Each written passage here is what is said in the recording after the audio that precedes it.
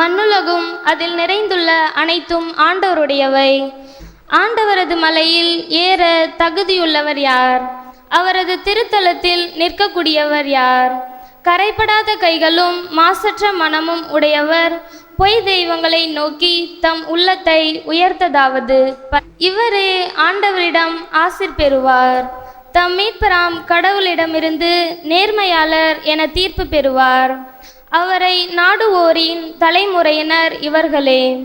யாக்கோபின் கடவுளது முகத்தை நாடுவோர் இவர்களே.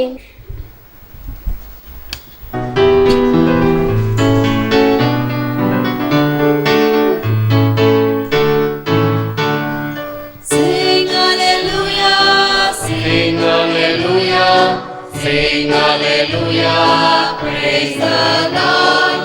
Sing hallelujah, sing hallelujah, sing hallelujah, praise the Lord. Hallelujah, hallelujah. Come to me, all who labor and are overburdened, and I will give you rest, say the Lord. Hallelujah. ஆண்டவர் உங்களோடு இருப்பாராக.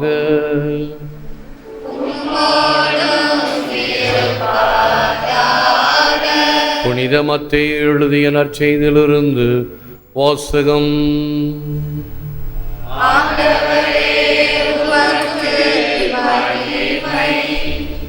காலத்தில் இயேசு மக்கள் கூட்டத்தை கண்டு மலை மீது ஏறி அமர அவருடைய சீடர் அவர் அருகே வந்தனர். அவர் திருவாய் மலர்ந்து கற்பித்தவை: ஏழையரின் உள்ளத்தோர் பேறு பெற்றோர், ஏனெனில் விண்ணரசு அவர்களுக்கு உரியது. துயருறுவோர் பேறு பெற்றோர், ஏனெனில் அவர்கள் ஆறுதல் பெறுவர். கனிவுடையோர் பேறு பெற்றோர், ஏனெனில் அவர்கள் நாட்டை உரிமை சொத்தாக்கிக் கொள்வர். நீதி நிலைநாட்டும் வேட்கை கொண்டோர் பேறு பெற்றோர், ஏனெனில் அவர்கள் நிறைவு பெறுவர். இரக்கமுடையோர் பேறு பெற்றோர், ஏனெனில் அவர்கள் இரக்கம் பெறுவர். தூய்மையான உள்ளத்தோர் பேறு பெற்றோர், ஏனெனில் அவர்கள் கடவுளை காண்பர். அமைதி ஏற்படுத்துவோர் பேறு பெற்றோர், ஏனெனில் அவர்கள் கடவுளின் மக்கள் என அழைக்கப்படுவர். நீதியின் பொருட்டு துன்புறுத்தப்படுவோர் பேறு பெற்றோர், ஏனெனில் விண்ணரசு அவர்களுக்குரியது. என் பொருட்டு மக்கள் உங்களை இகழ்ந்து துன்புறுத்தி உங்களை பற்றி இல்லாதவை பொல்லாதவை எல்லாம் சொல்லும்போது நீங்கள் பேறு பெற்றவர்களே. மகிழ்ந்து பேருவகை கொள்ளுங்கள், ஏனெனில் விண்ணுலகில் உங்களுக்கு கிடைக்கும் கைமாறு மிகுதியாகும் என்றார். இது கிறிஸ்து வழங்கும் வாழ்வு தரும் நற்செய்தி. கிறிஸ்துவே உமக்கு புகழ். Your reward will be great in heaven. வானகத்தில் உங்கள் கைமாறு மிகுதியாகும். கிரேஸ்வில் அன்பார்ந்த சகோதர சகோதரிகளே, அன்பார்ந்த பிள்ளைகளே, அன்பார்ந்த தொலைக்காட்சி விசுவாசிகளே, இன்று சகல புனிதர்களின் திருவிழா. இந்த விழாவில் நமக்கு கொடுக்கப்பட்டிருக்கும் நற்செய்தி மலை பொழிவிலிருந்து எடுக்கப்பட்ட வார்த்தைகள், வசனங்கள். இந்த மலை பொழிவு என்பது ஒரு சவால் நிறைந்த போதனை. இந்த மழை பொழிவில் இருக்கக்கூடிய 8 வகை பேறுகள், 8 beatitudes. இந்த 8 வகை பேறுகளை நாம் கடைபிடிக்கிறோமா என்று ஆன்ம சோதனை செய்து பார்த்தால் நம்முடைய நிலை நமக்கு தெரியும். பாஸ் மார்க் வாங்குவோமா, ஃபெயில் வாங்குவோமா, 0 மார்க் வாங்குவோமா என்று நமக்கு நாமே மதிப்பெண் இட்டு கொள்ளலாம். இந்த beatitudes என்ற வார்த்தை, பேறுகள் என்று அழைக்கப்படுகின்ற இந்த ஆங்கில வார்த்தையை 2ஆக பிரித்து பி ஆட்டிடியூட்ஸ், எப்படிப்பட்ட தன்மையராக இருத்தல் வேண்டும் என்பது அந்த வார்த்தையினுடைய அர்த்தம். நம்முடைய நற்செய்தியில் நிறைய மலைகள் உண்டு. வாரி மலை, தாபோர் மலை, சீனாய் மலை. இந்த மலை பொழிவை கொடுத்த மலைக்கு பேர் இருக்கிறதா என்றால் இல்லை. த மவுண்டன் ஆஃப் beatitudes என்றுதான் அது அழைக்கப்படுகிறது. மலை பொழிவு கொடுக்கப்பட்ட மலை, ஒரு சின்ன குன்று. ஆனால் தமிழ் புலவர் திருவிக்கா கல்யாண சுந்தரனார் அதற்கு ஒரு பெயர் கொடுத்திருக்கிறார், அமைதி மலை. அமைதி மலை மீதிருந்தே நீ அறமழை பொழியலானாய், அது அன்பாராய் அருவியாய் அருட்கடலாய் பெருகலாச்சே. என்ன வார்த்தைகள்! சமீபத்தில் நான் மைசூருக்கு சென்ற பொழுது அந்த கொடகு மலையில காவிரி உற்பத்தியாகின்ற இடத்தை பார்க்க வேண்டும் என்று சென்றேன். 40-45 வருஷத்துக்கு முன்னாடி பார்த்தது. படித்தது என்னவோ ஆடு தாண்டுகின்ற ஓடைதான் காவிரி என்பது பழைய தமிழ் செயல்களில் இருக்கும். இப்போ அங்கே ஆடும் போக முடியாது, மாடும் போக முடியாது, ஆடு தாடுகின்ற ஓடையும் கிடையாது. கருங்கல் நல்ல கிரானைட் ஸ்டோன்ஸை போட்டு இழைச்சி கட்டி வச்சிருக்கிறாங்க கர்நாடக அரசு. ஒரு சின்ன ஒரு 2x2 சதுரம் ஒரு தொட்டியில் தண்ணி அப்படியே நிற்கிது. அது ததும்பு தான் வருதா என்னான்னு கூட தெரியல. அதுதான் காவிரி உற்பத்தி ஆகின்ற இடம் என்று சொல்லி ஐயருங்கெல்லாம் பூஜை வச்சுக்கிட்டு இருக்கிறாங்க. மக்கள் எல்லாம் உண்டு புனித நீர் என்று போயிட்டு இருந்தாங்க. காவிரி புறப்படும் என்ற இடம் ஒரு சாதாரண ஒரு சின்ன இடம். ஆனால் அது போய் பார்த்தால் எவ்வளவு பிரம்மாண்டமான ஆறாக இறுதியிலே இருப்பது நமக்கு தெரியும். இப்படி ஆண்டவர் இயேசு கிறிஸ்து அந்த அமைதி மலை மீது இருந்து அறமழை பெய்தது, பொழிந்தது, சொன்னது இன்றைக்கும் சவால் தருகின்ற போதனைகள். சவால் தருகின்ற போதனைகள். நிறைய சினிமா பேரெல்லாம் வந்திருக்கு 2 வார்த்தையில், தில்லு ஜூட்டு அப்படின்னு. அப்போ உங்களுக்கு தில்லு இருந்ததுன்னா இதை கடைபிடிச்சு பாருங்களேன், பார்ப்போம் எத்தனை நீங்கள் உங்களால் கடைபிடிக்க முடியும். பெரிய கேள்விக்குறி. ஆனால் இதைத்தான் நம்முடைய தேசப்பிதா காந்தியடிகள் தன்னுடைய மேஜையிலே திறந்து வைத்த புத்தகமாக வைத்திருந்தார். இந்த மலை பொழிவுதான் அவருக்கு ஒரு மேல்வரி சட்டமாக இருந்தது, வாழ்ந்து காட்டினார். ஆகவேதான் அவரை மகாத்மா என்று சொல்கின்றோம். நாம் எல்லாம் சாதாரண ஆத்மாக்கள். மகாத்மாக வேண்டுமா? இதை வாழ்ந்து பார், மகாத்மாவாக மாறுவாய். ஆகவே இவைகள் எல்லாம் எதற்காக இன்று சகல புனிதர்களினுடைய திருவிழாவாக கொண்டாடுகின்றோம்? நாம் அனைவரும் அந்த புனிதத்தை நோக்கி செல்ல வேண்டும். வசதி வாய்ப்புகளை வளர்த்து கொண்டே போகிறோம். ஆனால் இந்த புனித தன்மையிலே, நல்ல தன்மையிலே, மனித மாண்பிலே வளர்ந்து கொண்டு இருக்கிறோமா? பெரிய கேள்வி. நம்முடைய வீடுகளில் பாருங்கள், என்னென்ன வசதிகள். முன்பு இருந்த நிலை என்ன? விறகு கொண்டாடணும், அது ஈர விறகா இருக்கும், எரியாது. அடுப்பாங்குறையில் ஊதாங்குழல் வச்சு ஊதணும், புகை இருக்கும். அதான் பழைய நிலை. ஒரு 50 வருஷத்துக்கு முன்னாடி அங்கிருந்து அப்படியே ஒரு ஸ்டெப் கெரோசின் ஸ்டவ் வந்தது. செகண்ட் ஜெனரேஷன் அப்படியே கேஸ் ஸ்டவ் வந்துச்சு. Third generation microwave oven, electric stove எல்லாம் வந்துருச்சு. சமையல் நொடியிலே தயாராகும். எல்லாம் சரிதான், வசதி வாய்ப்பு. இப்படி வளர்ந்து கொண்டு இருக்கிறோமே, இன்னொரு 5 வருஷம் 10 வருஷத்துல நாட்டில் எந்த விதமான களவு இருக்காது, கலகம் இருக்காது, கற்பழிப்பு இருக்காது. எல்லாம் இன்னும் அருமையான மக்களாக முன்னேறி கொண்டிருப்போம் என்று சொல்ல முடியுமா? இன்னும் எப்படி எப்படியெல்லாம் டெக்னிக் ஏமாத்தலாம் அப்படின்னு டெக்னிக், இதில் தான் வளர்ந்துக்கிட்டு போகிறோமே தவிர புண்ணியத்தில் அல்ல. We are called to holiness. புனிதத்திற்காக அழைக்கப்பட்ட மக்கள். இருப்பது என்னவோ இந்த விழுமியம் மலை உயர்ந்த ஒரு கோபுரமாக இருக்கிறது. ஆனால் வாழ்வது என்னவோ அடித்தள மட்டத்தில் கூட இல்லாமல் பாதாளத்தில் இருக்கிறது. ஆகவே இந்த வார்த்தைக்கும் வாழ்வுக்கும் தொடர்பு இல்லாமல் இருப்பதுதான் வேதனை. புனித Teresa Avila, let nothing disturb you, let nothing frighten you, all things pass, God never changes, patience achieves all it strives for, whoever has God lacks nothing, God alone suffices. எதுவும் உங்களை மருளச் செய்யவோ அச்சுறுத்தவோ வேண்டாம். அஞ்சாதே, பயப்படாதே, எல்லாம் கடந்து போகும். இறைவன் என்றும் மாறாதவர், நேற்றும் இன்றும் என்றும் மாறாதவராக இருப்பவர்தான் இறைவன். பொறுமை முயற்சிதனை திருவினையாக்கும். பொறுமையாக இரு. பல வகையான அச்சுறுத்தல்கள், தடைகள், தடங்கல்கள், வேதனைகள். இந்த கடைசியில் சொன்னார் பார்த்தீங்களா, அது எப்படி சாத்தியம்? உங்கள் மேல் இல்லாதது பொல்லாது சொல்றாங்களா, துள்ளி குதிச்சு மகிழ்ச்சியா இருக்கணுமா, நன்றின்னு சொல்லுமா, முடியுமா? அவனை எப்படி ஒழிக்கலாம் தானே நம்ம கை நீட்டுவோம். அதான் நம்முடைய பண்பு. ஆனால் இயேசு சொல்வது அக்களித்து அகமகிழ்ந்து துள்ளி குடியுங்கள். முடியுமா? முடியாது. எப்பொழுது முடியாது? இறைவன் இங்கே இல்லாவிட்டால் முடியாது. இருந்தால் முடியும். பொறுமை முயற்சிதனை திருவினையாக்கும். இறைவனை கொண்டிருப்போருக்கு குறை ஏதும் இராது. இறைவனை கொண்டிருப்போருக்கு குறை ஏதும் இராது. கடவுள் ஒருவரே போதுமானவர். God alone suffices. இறைவன் ஒன்றே போதும், நீர் ஒன்றே போதும். எந்த மனநிலை எப்படி வரும்? உங்களுக்கு தாமஸ் அக்வினாஸ் கதையை பற்றி சொல்லியிருப்போம் அவ்வப்பொழுது மறைவுரைகளில். தாமஸ் அக்வினாஸ் தான் இருப்பதிலேயே மிகப்பெரிய ஜாம்பவான் இந்த இறையியல் புத்தகங்களை எழுதுவதில். சும்மா தியோலோஜிக்கா அப்படின்னா அவர் எழுதிய வால்யூம்ஸ் ஆஃப்டர் வால்யூம்ஸ் புத்தகங்கள், அதை போட்டு பாருங்கள் இன்டர்நெட்டில், 5-6 பக்கம் வரும். அதெல்லாம் என்ன தலைப்புகள் மட்டும், சாப்டர்ஸ். அவரை உள்ளே போய் எப்படி படிக்கிறது? எனக்கு தெரிந்த ஒரு நண்பர் இந்த மாதிரி பார்த்து ஆத்தாத்து போயிட்டார்.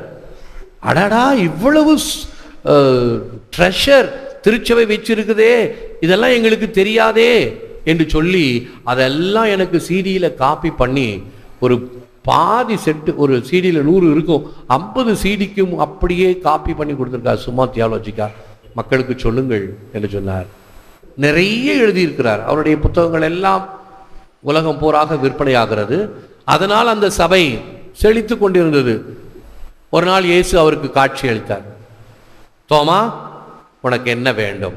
என்னை பற்றி, இறை அன்பை பற்றி, இறை அரசை பற்றி நிறைய எழுதியிருக்கிறாய், மக்களுக்கு நிறைய சொல்லியிருக்கிறாய், உனக்கு என்ன வேண்டும் கேள். தாமஸ் அக்வினாஸ் என்ன கேட்டார்?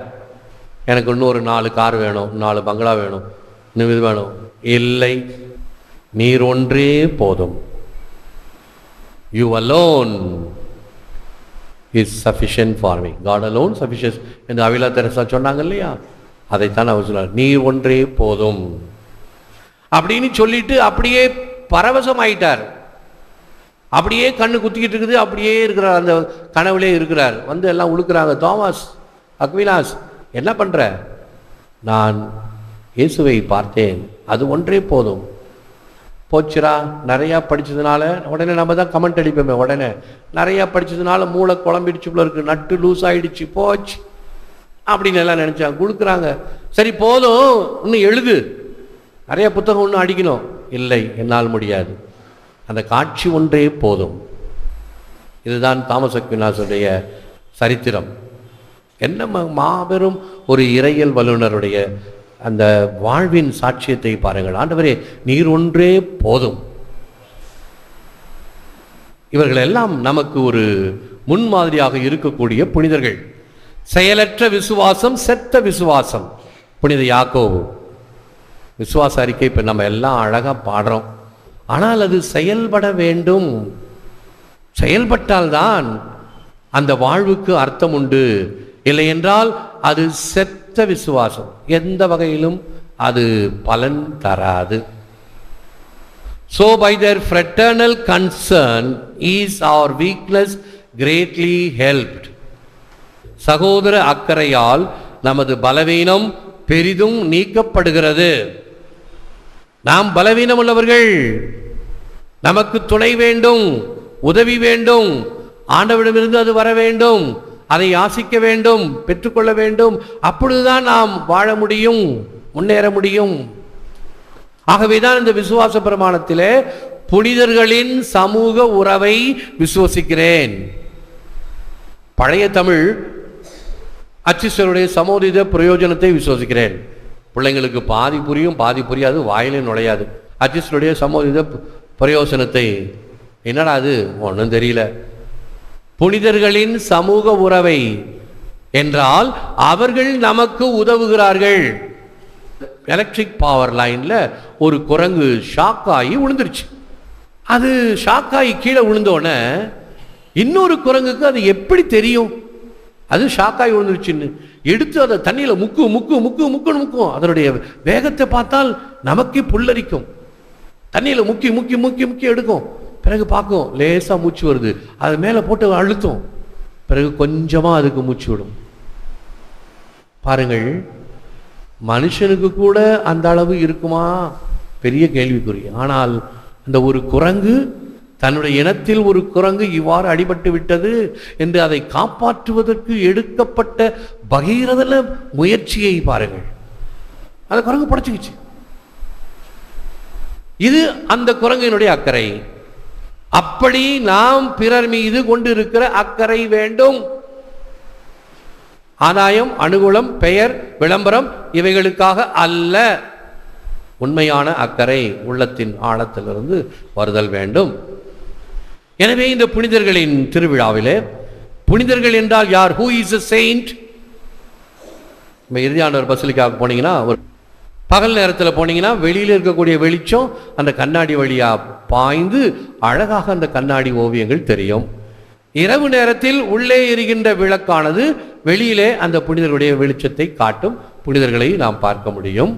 அப்படி அந்த saint is the one who passes the light from the source to other people. சூரியனிடமிருந்து அந்த வெளிச்சத்தை பெற்று தனக்கு வைத்துக் கொள்வது அல்ல, அதை பிறருக்கு கொடுக்கும் பொழுது அதனுடைய உருவம் பளீர் என்று பிரகாசிப்பது. இதுதான் உண்மையான செயின்ட். அதற்கு மேலாக 2 பெரிய கண்ணாடி ஓவியங்கள் இருக்கும். ஒரு பக்கம் லாசர், ஏழை, வாசப்படியில் இருப்பான், பணக்காரன் இருப்பான், கையில் ஒரு மதுக்கிண்ணம் இருக்கும், பக்கத்தில் எல்லாம் விருந்தாளிகள்லாம் இருப்பாங்க, மேஜையில் நிறைய உணவுப் பொருள் இருக்கும், ஏழை லாசர் அங்கே இருப்பான். இந்த படம் இங்கே. கிழக்கு பக்கம் ஸ்நாபகரலப்பர் படம். ஏதோ ஒன்றுன்னு போடல, கருத்துக்காகத்தான் போட்டிருக்கிறார். இது உலகத்தினுடைய கணிப்பு. நல்லா வாழ்றது நல்லா ஜாலியாக வாழ்ந்துக்கிட்டு போகலாம். இது இந்த பக்கம். ஆனால் இந்த பக்கம் ஸ்நாபகரலப்பர் அந்த இறை தன்மையிலே, பரிகார முயற்சியிலே, தவ முயற்சியிலே வாழ்ந்த ஒரு மாமுனிவர். இது ஆன்மீகத்தின் உச்சம், இது உலகத்தினுடைய எச்சம். எதை நீங்கள் கடைபிடிக்கிறீர்கள்? எந்த பக்கம் இருக்கிறீர்கள்? பரமனின் பதமா, பணத்தின் ஈதமா? இவைகள் எல்லாம் இன்று நாம் சிந்திக்க வேண்டிய கேள்விகள்.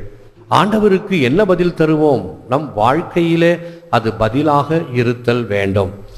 இந்த எண்வகை பேறுகளை நாம் அடிக்கடி படித்து சிந்தித்து, எவ்வளவு தூரம் முழுமையாக 100% கடைபிடிப்பது என்பது முடியாத காரியம். ஓரளவு என்னுடைய பலவீனங்களோடு சேர்த்து நான் இவைகளை கடைபிடிக்க முன்வருவேன் என்று தாழ்ச்சியாக முயற்சித்தோம் என்றால் ஓரளவு நாம் ஆண்டவருக்கு ஏற்புடையவர்களாக இருக்க முடியும். ஜெபம். Lord Jesus, increase my hunger for you and show me the way that leads to everlasting peace and happiness. May I desire you above all else and find perfect joy in doing your will. ஆண்டவராகிய இயேசுவே, உமக்கான M தாகத்தை அதிகப்படுத்தியருளும், நிறைவாழ்வுக்கும் நிலையான சமாதானத்திற்கும் இட்டு செல்லும் வழியை காட்டியருளும். யாவற்றுக்கும் மேலாக உம்மையே ஆசிக்கவும் உமது சித்தம் நிறைவேற்றுவதிலே நிறை மகிழ்ச்சியை பெறுவேனாக. ஏற்று வரமருளும் இறைவா, காக்கும் கரங்களினால். ஆமென், ஆமென்.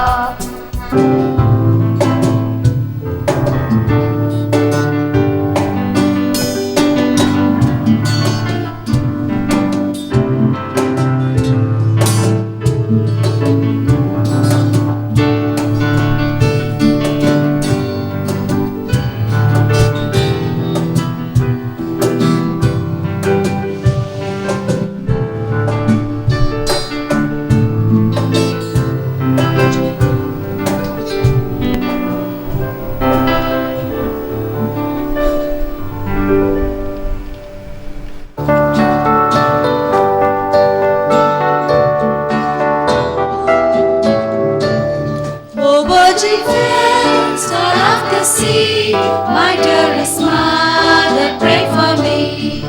Virgin fair, star of the sea, my dearest mother, pray for me.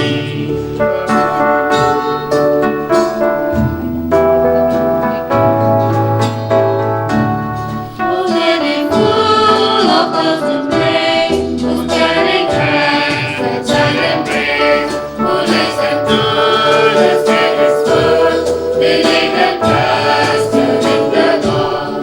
Oh, virgin fair, star of the sea, my dearest mother, pray for me. Virgin fair, star of the sea, my dearest Mother, pray for me.